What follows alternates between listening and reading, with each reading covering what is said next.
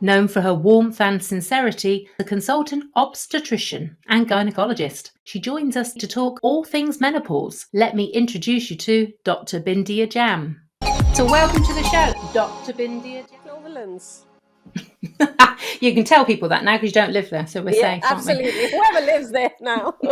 I hear people saying, oh, I'm going through menopause. But are they going through menopause or are they going through peri-menopause? Would you like to talk to us about those two terms, please? Sure, of course, Sarah.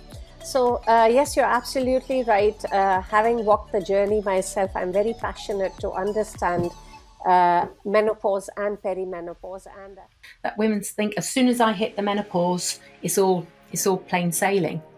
And it's not to scare people or to have the listeners think, oh gosh, I've had 10 years before menopause and now I've got another 10 years afterwards of symptoms. 77% women do not recognize that the symptoms they're having is because of menopause. So to keep it simple, 45 to 55 is perimenopause. At any age, 40 years onwards, if the woman doesn't have her periods for 12 calendar months, she's gone into a menopause. If that happens before the age of 45, it's early menopause. If that happens before the age of 40, it's premature ovarian failure. When you touched on earlier about the sort of age, 51, I know that in some of the work that you do, you talk about even the history of menopause and how, our life expectancy is longer now than it was years ago.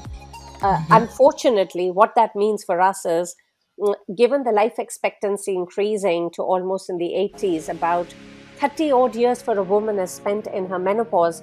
Mm-hmm. And some women have even said they've lost themselves. They said they don't know who they are anymore. These are some of the, they say they don't know. They're not the same person anymore. Somebody's taken the life out of them. I was wondering if we can maybe dispel some of the myths. I know this is, again, in itself a big topic. And would you believe it, 18 years down the road, the same study had its follow-up. So the study which declared in 2002 had to be prematurely stopped that HRT is dangerous. This is how it was labeled. The follow-up of the same study says that no, HRT on the contrary helps. Because it's our body, it's our mind. And if we're not sure, we go to people like yourself, whether it's a doctor, always see a health specialist, I say.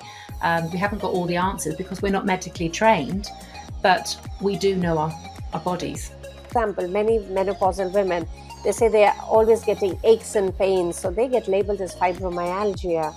We need to have a broader horizon and not be tunnel visioned here.